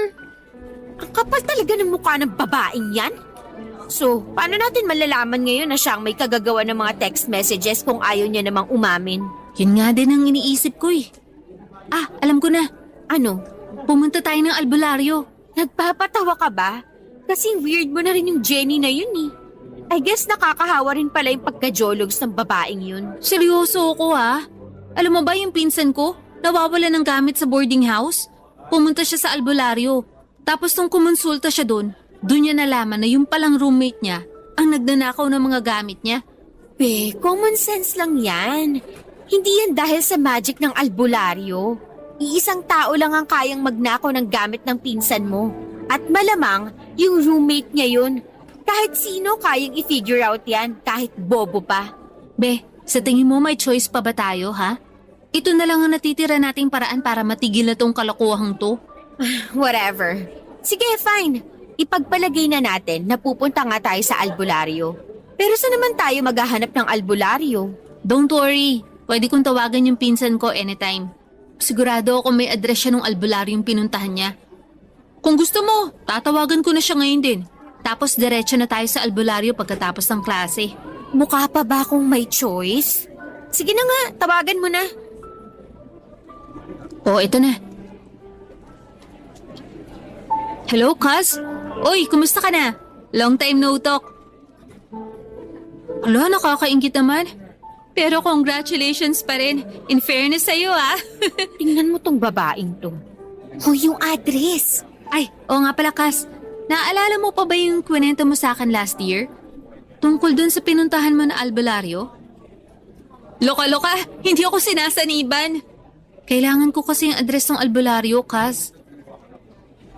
Uy, salamat. Maaasahan ka talaga. Wait lang, kukuha ko ng papel. Eto, yan, sulat mo dyan. Okay. 243 Narciso Street. Okay. Salamat. Okas, tatawagan na lang kita ulit mamaya ha. Matatapos na kasi break namin eh. Sige, Kaz. Bye. Ito naman, sobrang mainipin. Kaloka. Eh paano kasi chismis ka ng chismis? Matatapos na ang break, hindi mo pa rin nakukuha yung address. Okay na, chill ka na, be. Ito na nga, oh. Sandali lang, paano nga ba tayo matutulungan yung albularyo na yan, ha? Hindi rin ako sigurado eh. Pero ayon sa kwento ng pinsan ko, may pinapatak daw na wax ng kandila sa planggana na may tubig. Tapos, yung wax na galing sa kandila, nagiging kahugis ng tao o nung elemento na gumagambala sa'yo. Paminsan-minsan, may mga pinapasuot o pinapainom din sila sa'yo para daw layuan ka na ng mga masasamang elemento o masasamang loob. Ay, it seems like wala na talaga akong choice. Whatever, papatulan ko na tong katsipan na to. Grabe ka naman, be. Malay mo, baka makatulong sa atin to, di ba? Sana nga. At sana lang wala silang ipapakain o ipapasuot sa akin na kung ano-ano. Kadiri! Can you imagine? Ang arte mo naman, be. Ikaw na nga tong minumulto eh. Gaga, hindi totoo ang multo. I'm sure na pinaglalaruan at pinapaikot lang tayo ng Jenny na yan. Be, chika na lang tayo mamaya. Babalik na ako sa upuan ko. Sige, aabangan kita mamaya sa locker mo pagkatapos ng klase. Sabay tayong aalis ng school. Noong na-dismiss na ang klase, agad kaming pumunta ni Megan sa albularyo. Habang naglalakad kami papunta roon ay pareho kaming kabado kasi hindi namin alam kung ano ang sasabihin ng albularyo.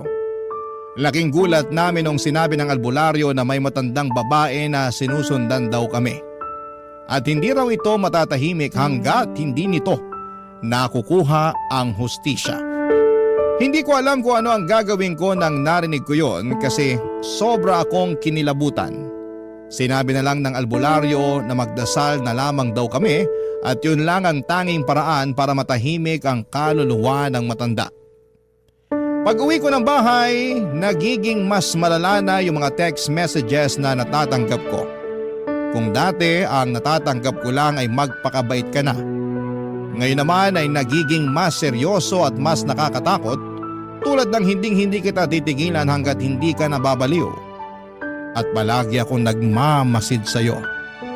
Kadalasan tinatawagan ko na lang si Megan para kahit papaano ay hindi ako matakot.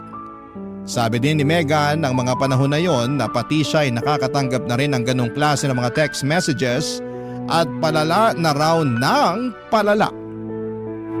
Sinubukan kong i-block ang numerong nagte-text sa akin pero ganon pa rin. Laging may bagong mensahe na dumarating.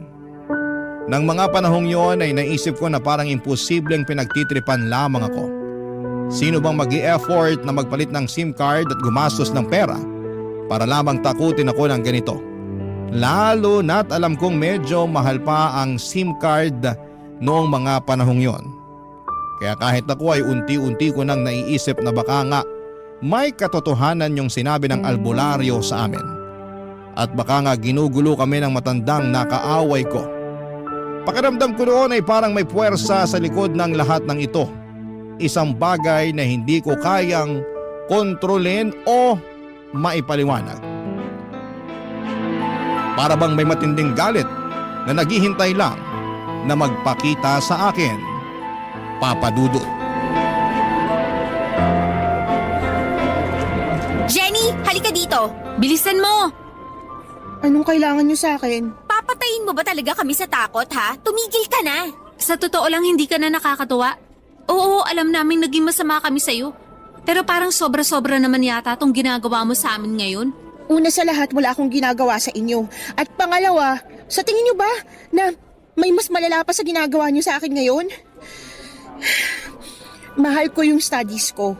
Pero nang dahil sa inyong dalawa, unti-unting nawala yung determinasyon at drive ko na mag-aral. Aminin mo na lang kasi na talagang may kinalaman ka sa mga messages na natatanggap namin. Wala akong kailangang aminin kasi wala naman akong ginagawang masama sa inyo. Sige, ganito na lang. Titigilan ka na namin ni Megan kung titigilan mo na rin ang kakatext sa amin. Agree ako dyan. So ano na, Jenny? Hindi naman kayo nakikinig sa akin eh. Hindi nga ako nagte-text sa inyo. Alam mo ikaw, artista ka rin eh. Patingin na lang kami ng cellphone mo. Ano? Saglit lang to. Uy, ibalik mo yan! Parang awa mo na! Wala kaming ibabalik sa'yo hanggat hindi mo sinasabi ang totoo. Akin na yan! Wala kayong karapatan para gawin sa akin to! Bakit sobrang defensive mo kung wala kang tinatago? Hoy Jenny, wala kaming balak kunin yung cheap mong cellphone. Titingnan lang naman namin yung sent items ng messages mo. Pero invasion of privacy na tong ginawa nyo! Ah, talaga ba? Bakit? Yung ginagawa mo sa amin, hindi ba't harassment yon? Sinabi ko na sa inyo na wala akong ginagawang masama at paulit-ulit kong sasabihin yon. Tigilan nyo na ako! Ibalik nyo na sa akin yung cellphone ko! Gracie, may pin code yung cellphone niya. Pambihira. Hoy Jenny, ibigay mo sa amin ang pin. Wala akong ibibigay sa inyo. Talaga ba? Paano kaya kung basagin na lang namin tong cellphone mo para matigil ka na sa kakatext mo sa amin ni Megan? Huwag mong gagawin yan, please! Pinag-ipunan ko cellphone na yan! Ibalik nyo na lang sa akin yan, please! Parang awa nyo na! Okay. Pero sisirain na lang namin tong SIM card mo. Gracie, please! Nagmamakaawa ako sa inyo! Megan, ibalik mo na yung cellphone niya. Ha? Bakit naman, B? Ibalik mo na lang. Sige na nga. O, yan na. Maniwala kayo, hindi ako nagte-text sa inyo. Wala akong hinaharas na tao. Hindi ako katulad nyo. B, bakit mo naman ginawa yun? Alam mo nakakaasar ka. Malapit na natin malaman yung totoo eh. Megan, hindi si Jenny ang nagte-text sa atin. Tingnan mo to, kakarating lang yan. Mag-iingat ka, hindi mo alam kung kailan ako magpapakita sa'yo. B, i-block mo na yan. Bilisan mo. O ayan, block na. Pero ginawa ko na to dati, di ba? Pang-10 number na ata to. Pero sigurado ako na iisang tao lang ang nasa kabila ng lahat ng to. Ang tanong, tao nga ba talaga ang may gawa niyan o multo? Mas lalo akong kinakabahan sa mga pinagsasasabi mo eh. Gracie, isipin mo to na mabuti ha. Kung buhay pa yung matandang babae na inaway mo, sigurado ko yung mga message na natatanggap mo, yun din ang mga sasabihin niya sa'yo. Alam mo, nakakatakot mang aminin, pero parang naniniwala na ako sa mga sinabi ng albularyo sa atin. B naman eh, ito na nga ba ang sinasabi ko? Dapat kasi hindi mo na ginulo yung matandang nakaalitan mo. Tignan mo tuloy, minumulto ka na. Nandito lang ako sa likuran mo. Ay, alam mo, mabuti nga sa matandang yun at wala na siya. Kung ano mang nangyari sa kanya, deserve niya yun. Isang gabi ko lang siya inabala pero ako halos 1 week niya na akong hindi pinapatulog ng mahimbing. Gustong gusto ko nang palitan ng cellphone at SIM card ko ng panahong yon, Papa Dudut, pero dahil nga na naka-postpaid ako at nakapangalan pa kay Mommy ang cellphone at plan ko ay wala akong magawa. Kung may sarili lamang akong pera ay matagal ko nang iniwanan yung apartment na yon, pero hindi ko din magawa kasi natatakot ako na baka hindi na ako pagkatiwalaan ni na Mommy sa mga perang pinapadala nila sa akin kapag umalis ako. Kaya't wala akong nagawa kundi ang lunukin at tiisin ang kaba at takot tuwing nakakatanggap ako ng mga mensahe. Akala ko noon ay wala nang mas lalala pa sa mga natatanggap kong messages, pero nagkamali ako. Sobra. Umabot na sa puntong nakakatanggap ako ng mga mensahe tulad ng ipaparanas ko sa iyo ang buhay sa ilalim ng lupa at mararamdaman mo na rin ang init ng impyerno. Parang wala na akong ligtas at kahit na anong gawin ko ay hindi ko pa rin maiiwasan ang mga mensaheng yon. Gaya ng dati pinipilit kong i-block ang mga numbers pero wala pa rin po itong epekto. Kasi patuloy pa rin dumarating ang mga mensahe mula sa iba't ibang number. Hindi ko na rin pwedeng pagbintangan si Jenny. Kasi nakita ko naman kung paano dumating yung text message sa phone ko habang hawak namin ni Megan yung cellphone niya nung panahong yon. Kaya doon ko na talaga na lamang tinanggap na ginugulo na ako ng matanda kong kapitbahay. Dahil doon ay sinimulan ko na magtirik ng kandila sa labas ng dating apartment ng namayapang kapitbahay ko.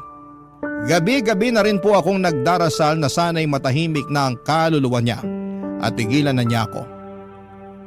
Papa Dudut, ang bawat dasal ko ay umaasa na sana'y marinig niya at magbago na ang lahat.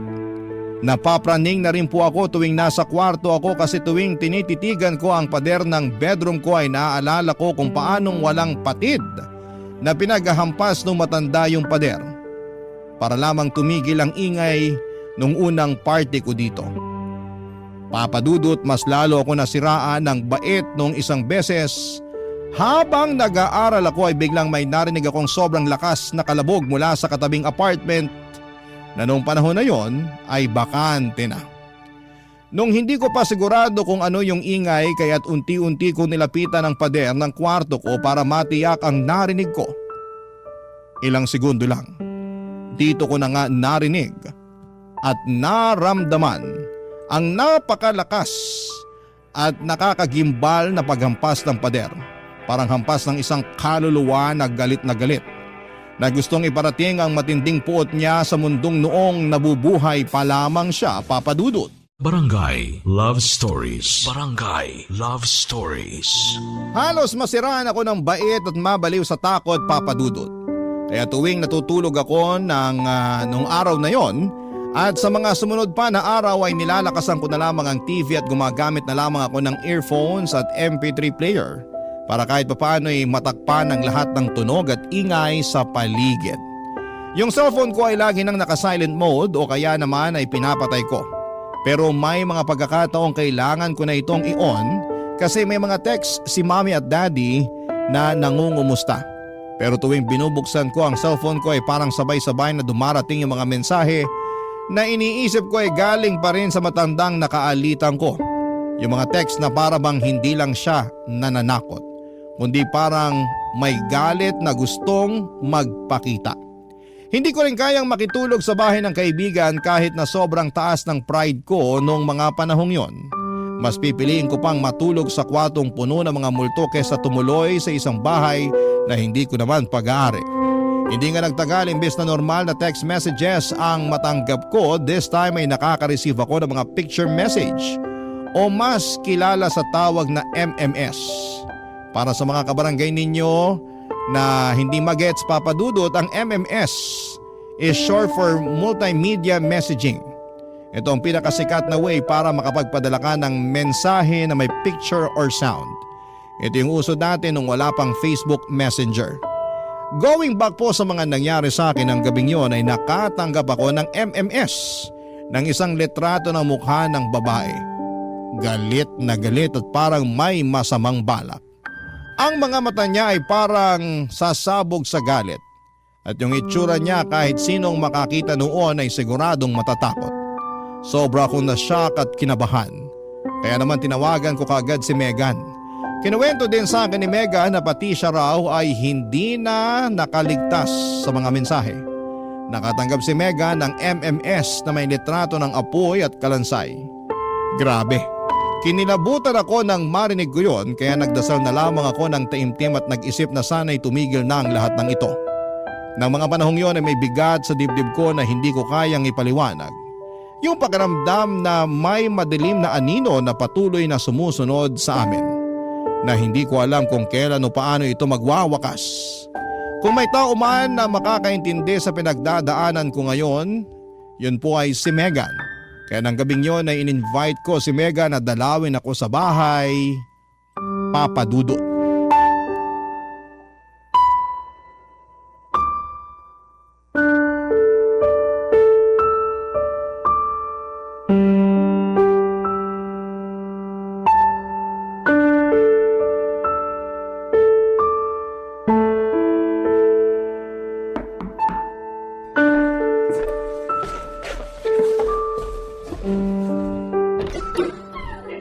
Salamat naman at nakarating ka na. Akala ko hindi ka na pupunta eh. Ano ka ba? Basta ikaw. Anyway, yung kinukwento ko sa'yo na MMS kanina, gusto mo ba makita? Utang na loob. Wag na wag mong ipapakita sa akin yan. Pinatay ko na nga cellphone ko eh. Be, sa tingin ko, kailangan mo na talagang umalis dito. Kailangan mo na rin palitan yung cellphone at SIM mo para magkaroon ka na ng peace of mind. Magwa 1 month pa lang ako dito, be. Pag umalis ako agad, sa tingin mo ba hindi magtataka si na mommy at daddy? Sigurado ako magtatanong sila. Tapos baka paghigpitan pa nila ako sa allowance ko kasi iisipin nila na hindi ako mapagkakatiwalaan. Ayoko mangyari yun, no? So paano yan? Titiisin mo na lang ba yung kaluluwang hindi matahimik? Alam mo, sa totoo lang, matitiis ko pa sana kung sa cellphone lang nagpaparamdam yung kaluluwang yan. Pero hindi eh. Nung isang araw, may humampas sa pader. Dinig na dinig ko yung malakas na ingay mula sa bedroom ko. Kinilabutan ako, parang may malakas na puwersa na humampas. Parang may kaluluwang nanggigigil, naghahanap ng daan para makalabas. Para bang natatrap at desperado na makawala. Be, naaalala mo pa ba ng party mo? Kung paano hinampas ng matanda mong kapitbahay yung pader dahil naiingayan siya sa music? Baka nga pinaglalaroan na tayo ng kaluluwa niya. Kung iisipin mo ng mabuti, tayo rin ang huli niyang nakausap bago siya namatay. Anong tayo? Ikaw! Ikaw ang huling nakausap niya. Hindi naman talaga ako sang-ayon sa balak mo na i-prank siya in the first place eh. Pero ikaw lang naman to nagmatigas, diba? So gano'n na lang yon, laglagan. Hoy, kahit hindi ka nagsalita nung time na yon, nandun ka pa rin nang mangyari lahat ng yon. At isa pa, minumulto ka na rin, diba? Whether you like it or not, damay ka na rin dito. Kasalanan mo to eh. Whatever. Ang mabuti pa, mag-isip ka ng paraan kung paano natin mapapatahimik yung kaluluwa ng matandang yun. Hindi effective yung suggestion mong pumunta ng albularyo eh. Yung sinabi nung albularyo na ipagdasal natin yung matanda, nagawa mo na ba? Oo, at ilang beses na. Pinagtirikan ko pa nga ng kandila sa labas ng apartment niya. Pero obviously, wala pa rin nangyari. Alam ko na. Maglaro kaya tayo ng Spirit of the Glass. Ano? Tawagin natin ang kaluluwa niya. Nasisiraan ka na ba ng bait? Paano kung hindi lang isang kaluluwa yung matawag natin? Marami na ako narinig na kababalaghan tungkol sa larong yan. Ayoko. Dati ikaw tong hindi basta-basta naniniwala sa multo. Pero ngayon bakit parang paniwalang-paniwala ka na totoo ang mga multo? Paano mo naman kasi ipapaliwanag ang mga nangyayari sa atin? Napatunayan na natin na hindi si Jenny yung nagsisend ng messages. Tapos nangyari din ang lahat ng to a few days after mamatay yung matanda. Kung sa bagay, tapos lahat pa ng messages na nare-receive natin, parang may kaugnayan sa pag-aaway niyo ng matanda bago siya namatay. Be, may pabor sana akong hihingin sa'yo. Anong pabor? Pwede ba na dito ka na muna matulog? Ano? Kung okay lang sa'yo, baka pwede dito ka na matulog for 2 days. Hello? In case nakalimutan mo na, Wednesday pa lang ngayon at Thursday bukas. May pasok pa tayo. Sige na naman sasamahan kita pumunta sa inyo. Kunin mo lang mga gamit mo tas sabay na tayo pabalik dito. Pambihira ka, oo. Ba't hindi mo nalang sinabi to sa akin nung tinawagan mo ko? Alam mo namang natatakot na ako tuwing hinahawakan ko yung cellphone ko, di ba? Parang nagmamadali na ako tuwing kailangan ko gamitin yan. Kasi kinikilabutan na ako every time nakaka-receive ako ng message. Sorry, hindi ko na naihabol nung tinawagan kita. Gracie naman, hindi ako makakapag-aral na maayos dito eh. Magchichikahan lang tayo buong magdamag. Please, hindi mo naman kailangan magstay dito sa kwarto eh. May extra na kwarto dun sa dulo. Kahit dun ka na muna. I'm sure magagalit ang parents ko. Ako na mismo ang kakausap sa kanila. Sasabihin ko na may school project tayo. Pero paano yung mga damit ko? Alam mo, ikaw, pakiramdam ko nagdadahilan ka na lang eh. Ay, o siya, sige na nga. Pero kailangan mo akong samahan ah.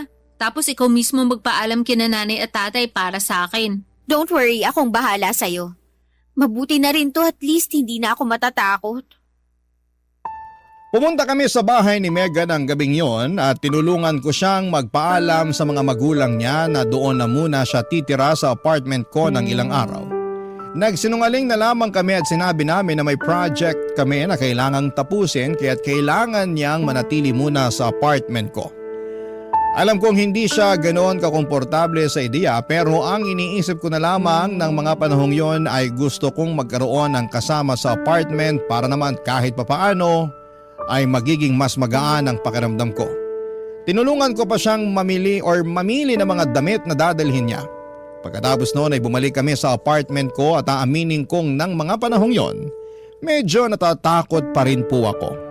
Hindi ko alam kung ano ang naghihintay sa amin.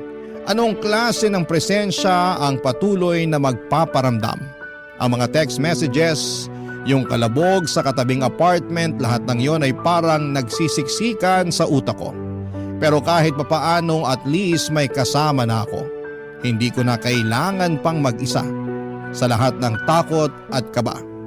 Naisip ko na kahit papaano may kasamahan na ako sa pagtahak sa hindi ko kayang ipaliwanag. Alam kong sinabi ko na kay Megan na sa extra na kwarto siya matutulog sa apartment ko pero nang makabalik kami ay hindi ko kinayang magstay na mag-isa sa kwarto ko. Hindi ko kayang tignan yung pader na malapit sa kama ko. Yung mismong pader kung saan ay nagpaparamdam ang matanda before and after niyang mamatay. Kaya't kinausap ko si Megan at kinumbinsi ko siyang doon na siya matulog sa kwarto ko. Kasabay ko. Gaya noong unang beses hindi siya kaagad pumayag. Pinagtalunan at pinag-usapan namin lahat ng paulit-ulit pero eventually ay napapayag ko rin si Megan. Noong pumayag siya ay mas naging panatag ang loob ko. Pakiramdam ko ay parang hindi na ako ganon kapraning sa pader na nasa bedroom ko.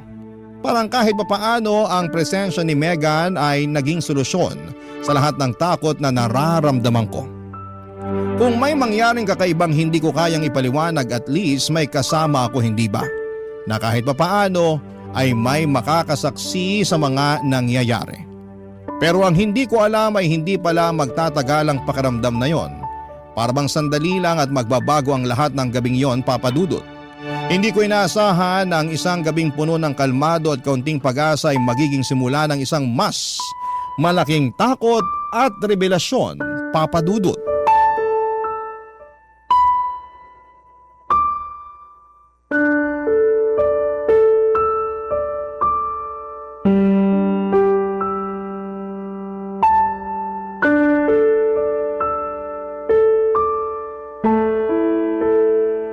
O ayan na, pumayag ka na, wala nang bawian. Alam mo kung anong hindi ko magets?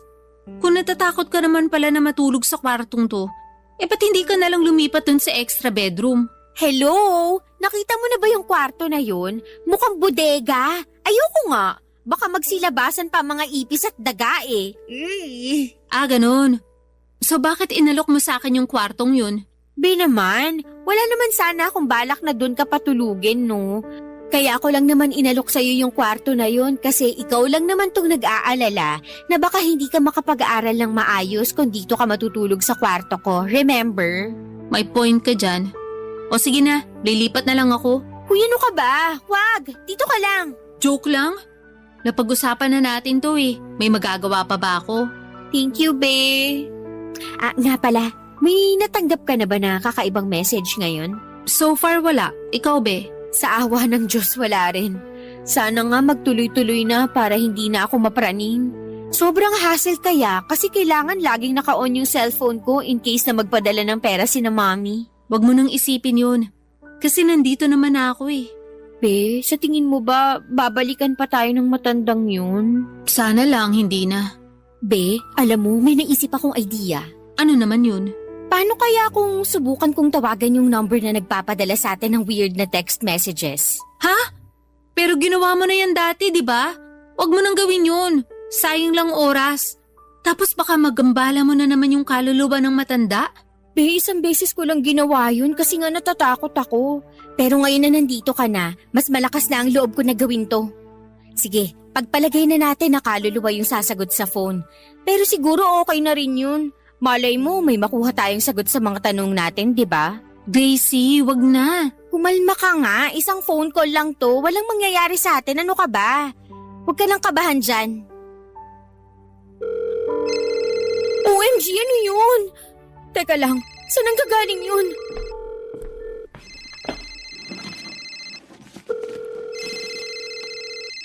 Megan, anong ibig sabihin nito? Bakit cellphone mo yung nagre-ring tuwing tinatawagan ko yung number na nagpapadala sa akin ng text, ha? Gracie, akin na yan. Ibalik mo na sa akin yan. My goodness, all this time, ikaw yung nagpapadala ng kung ano-anong messages sa akin? Walang kinalaman yung matandang na mayapa dito. I can't believe it. Baka na mo lahat ng to. Bakit, Megan, ha? Bakit mo ginagawa to? Gracie, magpapaliwanag ako. Pakinggan mo muna ako, please. Ano pa ba ang tinatago mo, Megan? May mga lihim ka pa bang hindi ko alam? Bitiwan mo yung bag ko. Nababaliw ka na nga. Ang dami mong ginamit na SIM card. Kaya pala, maliwanag na sa akin lahat ngayon. Kaya pala kahit anong pilit kong i-block yung number na ng Google, patuloy ko pa rin natatanggap ang mga mensahe. Lahat ng yun ay dahil sa'yo. Ikaw ang may kagagawa ng lahat ng to. Pinlano mo ang lahat ng to. Bakit mo to ginagawa sa akin, ha? Traitor ka! Ano bang nagawa ko na kasalanan sa'yo, ha? Gusto mo ba talagang malaman kung bakit ko ginagawa ang lahat ng to? Oo! Lola ko yung matandang winalang hiya mo. Ano? Nung una, hindi ko alam na lola ko pala yung kapitbahay mo. Kasi lumaki ako na hindi ko nakikilala ang lola ko sa side ng daddy ko. Pero nung pumanaw si lola, kunento sa akin ni daddy ang lahat. Lahat-lahat. Sinabi niya na hindi ko siya nakilala. Kasi matagal na palang may sakit na cancer si lola. Itinago niya ang sakit niya. Nagpakalayo-layo siya para hindi niya maramdaman na pabigat siya. Kumuha ng apartment si lola dito gamit ang pension niya. At kamakailan lang nung malaman ni daddy na dito pala siya nakatira. At yung tungkol sa sakit niya. Teka lang.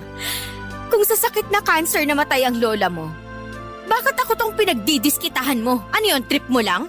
Pinagsalita mo siya na masasakit na salita bago siya namatay, Gracie. Dinamdam ni lola yung lecheng prank call mo. Nasa diary ni lola lahat na nangyari nung buhay pa siya. At kasama na doon yung kung paano mo siya binastos. Pero nanatili pa rin ang katotohanan na hindi ko siya pinatay, Megan. Ang galing mong umacting. May panakatanggap din ako ng messages kapag nalalaman. Pero ang totoo, ahas ka rin pala, backstabber, traidor. Alam mo, yan ang problema sa'yo ever since eh. Wala kang pakialam sa nararamdaman ng mga tao sa paligid mo. Kulang ka sa simpatsya. Puro sarili mo lang ang iniisip mo. Napaka-selfish mo, Gracie. At nagpadala ako sa lahat ng kagagahan mo. Kung makapagsalita ka, akala mo kung sino kang santa. Hoy, para sabihin ko lang sa'yo, kasama ka sa mga pang-aaping ginawa ko. Lalong-lalo na sa school. Kaya wag na wag kang magmamalinis, Megan, kasi pareho lang tayo. Siguro nga, naging kasing sama kita. Pero hindi na ngayon. Na-realize ko na ang mga taong tulad mo ay hindi na magbabago. Nagsisisi ako kung bakit naging kaibigan pa kita. Aaminin ko, na-impluwensyahan mo ko sa lahat ng kagagahan mo. Pero nung nalaman ko na lola ko pala yung binuli mo, nagising ako sa kagagahan ko. Sa totoo lang, gusto pa sana kitang turuan ng leksyon eh. Pero nabuking mo na yung pinakatatago kong sikreto. At wala nang dahilan para maging magkaibigan pa tayo. Yung kalabog sa pader, yung messages na natanggap ko nung pinagtutulungan natin si Jenny. Paano mo ginawa ang lahat ng yon, ha? Talaga ba, Gracie? Wala man lang kahit konting bahid ng pagsisisi dyan sa mukha mo. Binigay sa akin ni Daddy yung susi ng apartment dahil ako ang inutusan niyang kumuha ng mga gamit ni Lola.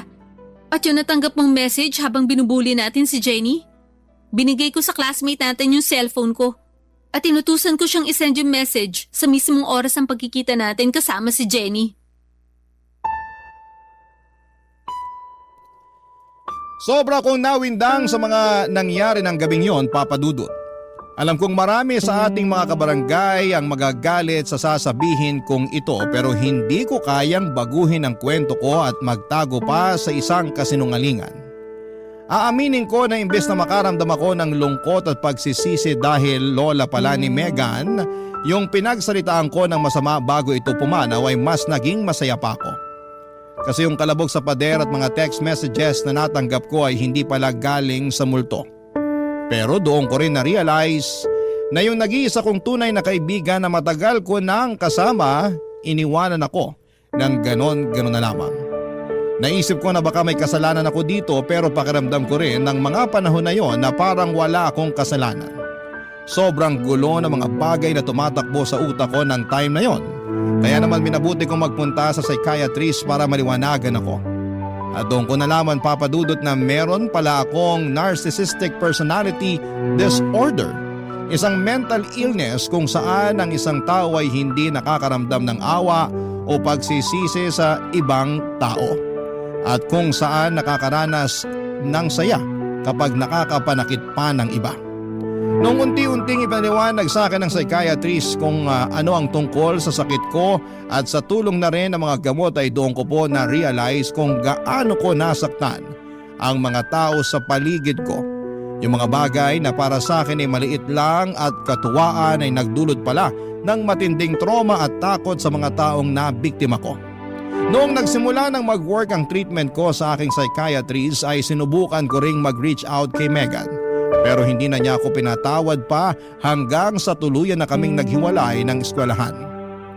Sa totoo lang, ang dami ko pa rin tanong kay Megan pero mukhang hindi na masasagot ang mga katanungan ko na mga yon kasi binura na ako ni Megan sa buhay niya.